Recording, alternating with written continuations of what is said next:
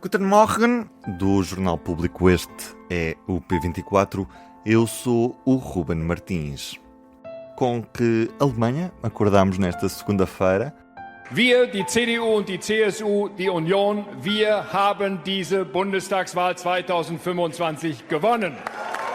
Depois de um mandato marcado pela falta de carisma e erros sucessivos do burocrata social-democrata Olaf Scholz, o partido de centro-esquerda, SPD, teve uma derrota histórica nas eleições alemãs deste domingo. A vitória essa foi do centro-direita. A CDU, o partido da antiga chanceler Angela Merkel, conseguiu uma vitória nestas eleições, mas a maioria só é possível com uma coligação. P24. O seu dia começa aqui. E a partir de Berlim temos já a enviada especial do Público, Maria João Guimarães. Viva Maria João, bem-vinda ao P24. Viva Ruben. Maria João, que resultados é que ficam desta noite eleitoral na Alemanha? Como esperado, a CDU, o partido do conservador Friedrich Merz, venceu as eleições, um bocadinho menos do que se estava à espera, talvez, 28,5%, segundo as últimas projeções. Em segundo lugar, também como esperado, a Alternativa para a Alemanha, a AfD, com 20%. É uma exceção no panorama europeu, porque é um partido de direita radical populista, mas que se tem vindo a extremar. E, normalmente, nos últimos casos na Europa, os bons resultados deste tipo de partidos têm acontecido quando eles tentam mostrar um pouco mais moderados. A AfD, nesse caso, é uma exceção. Em terceiro lugar, segue-se o Partido Social Democrata, do chanceler Olaf Scholz, com apenas 16,4%. É uma derrota absolutamente histórica, é difícil até de mostrar a importância, quer dizer, a última vez que eles tinham tido um mau resultado, o resultado mais abaixo que tinham tido em 2017, 20%. Portanto, agora 16,4% é mesmo muito pouco. Seguem-se os verdes com 12%, um dos partidos da coligação Semáforo, que foi muito pouco popular, ainda assim quem foi mais penalizado foi o SPD e, como já vamos ver à frente, os liberais-democratas. Mas segue-se a grande surpresa das eleições, foi Die Linke, ou a esquerda, um partido que parecia condenado a desaparecer depois da saída da sua estrela maior, que era a Sarah Wagenknecht, que fez um partido com o seu nome e a sua imagem e semelhança, um partido de esquerda radical populista anti-imigração. Então, Die Linke consegue chegar aos 8,6%. Nas últimas eleições tinha tido um bocadinho menos de 5%. É uma vitória incrível deste partido. Eu acompanhei a campanha deles, eles andaram a bater porta a porta, fizeram todo um esforço. Era o preferido dos mais jovens, inclusive. Exatamente, e confirma-se que foram os que tiveram maior votação, segundo as sondagens, os inquéritos feitos à boca das urnas, foram os primeiros entre os 18 e 24 anos. O Partido Liberal Democrata está com 4,6%. Se não chegar aos 5%, não entrará no Parlamento. Será apenas a segunda vez na sua história. Mais uma derrota também que é difícil de exagerar. E, finalmente, a Aliança Sarah Wagenknecht com 4,9%. Tudo isto depois tem relevância, não é? Especialmente as votações destes três partidos mais pequenos. E já posso passar a explicar porquê. Queria perceber esse contexto de formação de maiorias, mas ainda antes deixa-me perguntar-te, Maria João, porque uma das notas desta noite eleitoral é este crescimento brutal da Alternativa para a Alemanha, que, como disseste, se está a radicalizar, não está a entrar na moderação para tentar conquistar mais eleitorado, pelo contrário, e o que te pergunto é se há dentro do espectro político alemão uma tentativa de isolar este partido, ou se, olhando para estes resultados eleitorais, é inevitável que eles façam parte de algum tipo de solução. Não, está longe de ser inevitável. Aliás, as eleições alemãs a noite eleitoral alemã tem uma particularidade muito interessante, que é a ronda que junta os líderes dos partidos todos, que, passado muito pouco tempo da divulgação das primeiras projeções, já estão sentados a comentar as eleições e a falarem de possíveis coligações. É sempre muito interessante. E esta ronda começou precisamente por uma grande discussão entre Friedrich Merz, da CDU, e Alice Weidel, da AfD.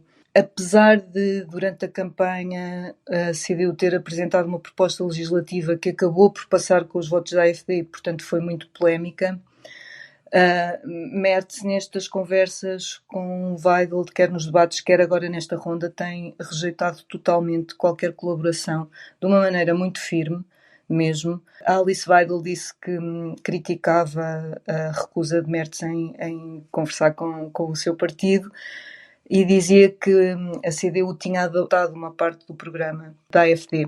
E Merz reagiu logo muito claramente, dizendo que nem pensar, que ela não tinha uma posição nada semelhante em relação à NATO, em relação à União Europeia, em relação ao euro, e foi muito claro. Eu acho que se tornou bastante óbvio que não vai haver qualquer...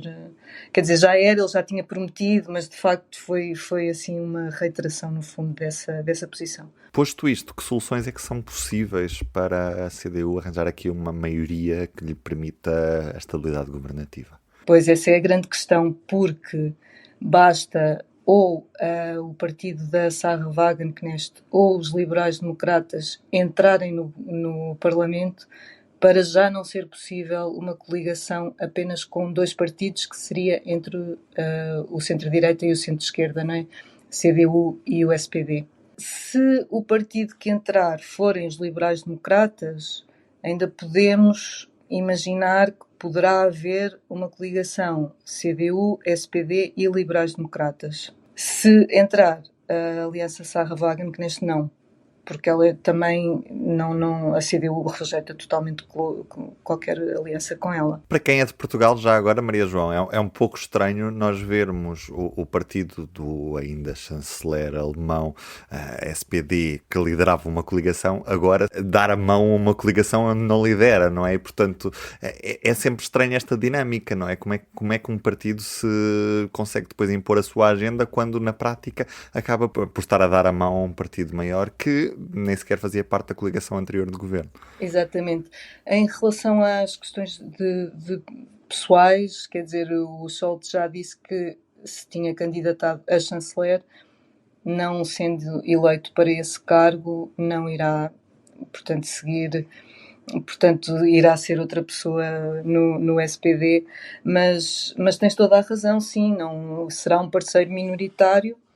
Portanto, irá provavelmente escolher uma ou duas questões que sejam muito importantes, como aliás já fez quando foi parceiro de coligação minoritária da Merkel, por exemplo, em relação ao salário mínimo nacional. Foi uma grande bandeira que conseguiram apesar de tudo, que entrasse, que fosse considerada e que fosse para o programa do governo e que fosse depois executada e aprovada.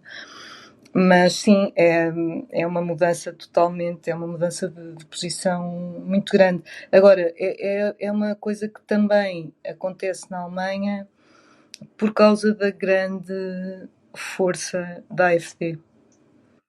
Porque com estes 20%, de facto, dificultam muito as coligações. Deixa-me perguntar-te, Maria João, quem é este homem, Friedrich Merz, e que agenda é que tem para a Europa? Nós sabemos que está preocupado com a perda de influência alemã no seio da Europa, que neste momento está claramente a ser ultrapassada por uma figura mais forte vinda de França, o presidente francês, Emmanuel Macron, que tem assumido esse papel de liderança europeu, e o que vemos agora é a Alemanha a tentar não ficar para trás.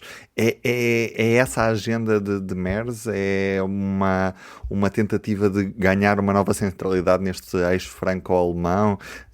Qual é que é a visão que ele tem para esta Europa? Sim, eu penso que sim, eu penso que ele terá todo o interesse nisso. A questão é se não irá ficar demasiado enredado em questões internas, mas vamos deixar isso por agora e falar de facto então o que é que ele pensa em relação à política externa e à política europeia. Ele é um atlantista, portanto sempre foi muito defensor de uma relação próxima com os Estados Unidos, e até muito recentemente ele vinha a pronunciar-se sobre a administração Trump de uma maneira um pouco cautelosa. vamos ver o que é que sai, o que é que acontece exatamente. E nas últimas 2 semanas mudou totalmente o tom. E uma das coisas também muito impressionantes que ele disse, ele próprio disse que nunca imaginaria dizer isto ao vivo, na televisão, é que irá fazer tudo para se assegurar que a Europa pode ter uma independência em matéria de defesa em relação aos Estados Unidos. É de facto uma declaração muito forte e marcou a ronda dos líderes, não é? Esta afirmação dele. Maria João, muito obrigado e bom regresso a Portugal. Obrigada. Para conhecer melhor o programa e a agenda da CDU de Friedrich Merz, recomendo voltar atrás na emissão de quinta-feira do P24 com também a Maria João Guimarães, à conversa com Amílcar Correia, em que se falou de temas como a imigração ou a posição alemã sobre a Ucrânia. Vamos ouvir em excerto Maria João Guimarães. Apesar de tudo, a CDU está a assumir uma posição bastante mais forte de necessidade de controle, sobretudo em relação ao asilo. Tem a ver com o facto de alguns dos ataques que têm acontecido nos últimos tempos terem sido levados a cabo por requerentes de asilo. Então tem sido um bocadinho essa perspectiva que tem sido mais focada. Em relação à Ucrânia, a CDU aparece agora como uma postura muito mais forte de defesa da Ucrânia, tal como os verdes e os liberais também sempre foram dentro do governo, mas o chanceler sempre foi visto como uma pessoa mais cautelosa, com medo de provocar a Rússia. Portanto, Friedrich Merz está a tentar também apresentar-se aqui como uma verdadeira alternativa a um SPD menos forte em relação à Ucrânia. E é já na próxima semana que o público chega aos 35 anos, como sempre assinalamos o aniversário a 5 de março. E este ano, nos 500 anos de Luís Vaz de Camões e dos 50 anos das independências dos países africanos de língua oficial portuguesa, vamos debater a nossa língua numa grande conferência internacional. Convidado a dirigir a edição do Público, Gregório Duvivier. Será no dia 5 de março, no Centro Cultural de Belém. Até lá, pode ver o programa da conferência em público.pt/35 anos. Da minha parte é tudo por hoje. Eu sou o Ruben Martins e hoje contei com a Maria João Guimarães, a partir da capital alemã, Berlim. Tenha uma boa semana e até amanhã. O P24 é um podcast do Público com música original de Ana Marcos Maia. A sonoplastia deste episódio é de Ruben Martins.